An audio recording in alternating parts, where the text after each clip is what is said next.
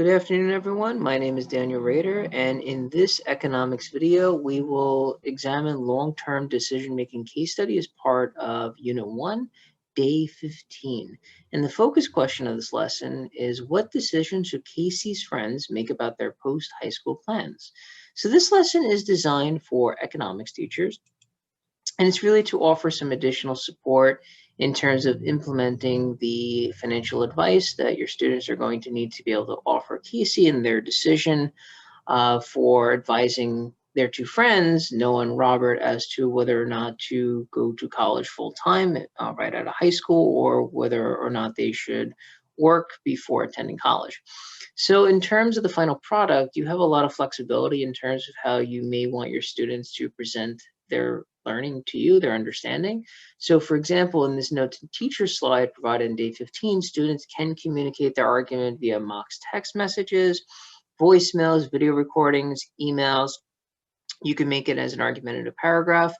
Prior to engaging in the lesson, you may want to consult with your students as to what their preferred formats are for presenting their knowledge to you.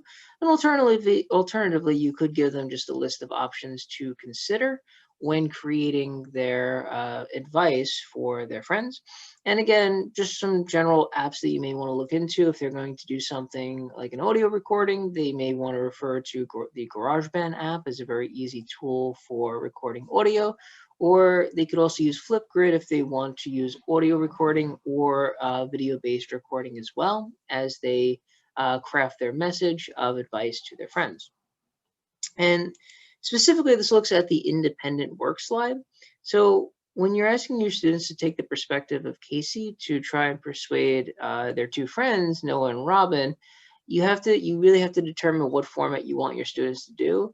And then in terms of looking at the sources from the annotated bibliography, which we'll get to in a moment, it may help if you provide your students with specific directions as to which sources they may want to look at.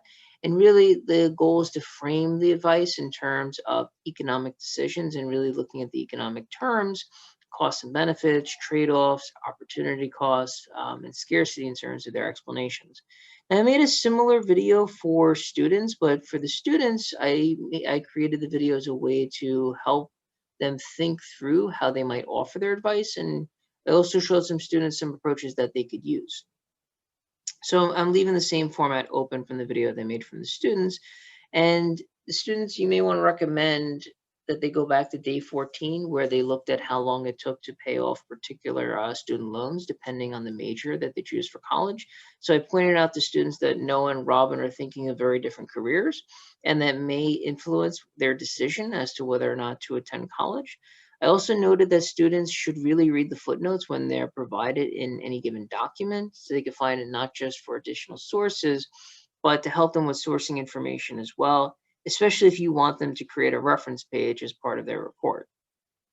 In terms of the task, I told the students that based on your directions, you want to offer Robin and Noah advice to help them through the decision-making process. And they're really going to think about it in the short term, really within the next 1 to 3 years, midterm, and then long term, really thinking into the future for this dilemma and considering how it essentially is an economics problem. And then on pages 2 and 3, we provide a list of resources that students can tap into for their financial advice, really to be able to use this cost-benefit analysis matrix. And the article that I used was the first one, but there are plenty of other sources that could be very, very useful as well. So for example, in the third source, we see high-paying trade jobs sit empty while high school grads line up for university, from an NPR report, All Things Considered. And again, really kind of thinking about it in terms of a financial argument, in terms of picking up a particular trade, a particular skill that a student could use, and really kind of showing how college may not be the only path to a rewarding life.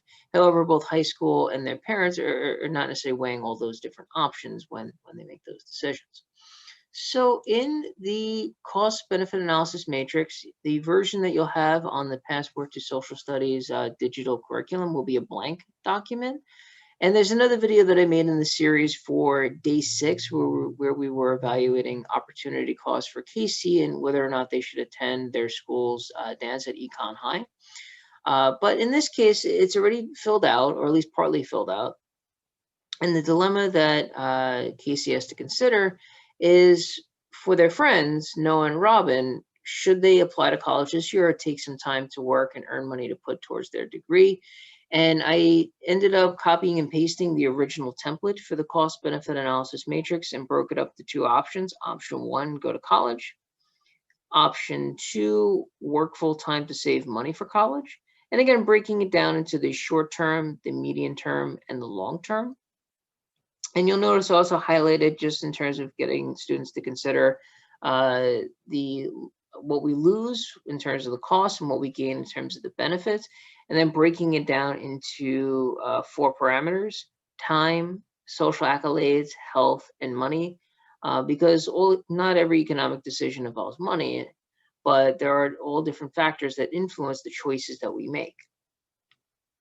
Next thing I want to point out is this particular note here. You'll notice that when discussing the benefits of going to college, there's an in-text citation that's included as well. And I showed students how to do the in-text citation if that's something that hasn't already been covered in your class. So for the article, do the benefits of college still outweigh the costs by Jason Abel and Richard Dietz on page 3 is where we got the information for the chosen quote. And I pointed out to students in terms of the financial argument that one could make to support their claim. And I also mentioned to students that when doing in-text citations for social science research, if they're doing a history-based discipline, they'd be using the Chicago manual for their citations, and that they could refer to the Purdue Online Writing Lab as a very useful resource for helping them do the in-text citations. And in the sample paper, we can very clearly see the author, the year, and the page number where the information is coming from. And in the comments on the sidebar, there's explanations for those details. Okay. So the last thing that I would like to show you is a possible extension that you could introduce to your students just to get them to think to further their line of inquiry. And this was a slide that was originally included in day 14 as a note to teacher. And it's just another way for students to kind of think about this issue of student loans, borrowing, and student debt. So there's two sources that are linked here: how student debt and the racial wealth gap reinforce each other, and how student debt worsens racial inequality. So if we open up the first one here, looking at how student debt and the racial wealth gap reinforce each other, I just want to point out, first off, that the article is really long. So you're going to have to make some choices as to what would be most relevant for your students if you should choose to include this as an additional layer in your students' analysis of student borrowing.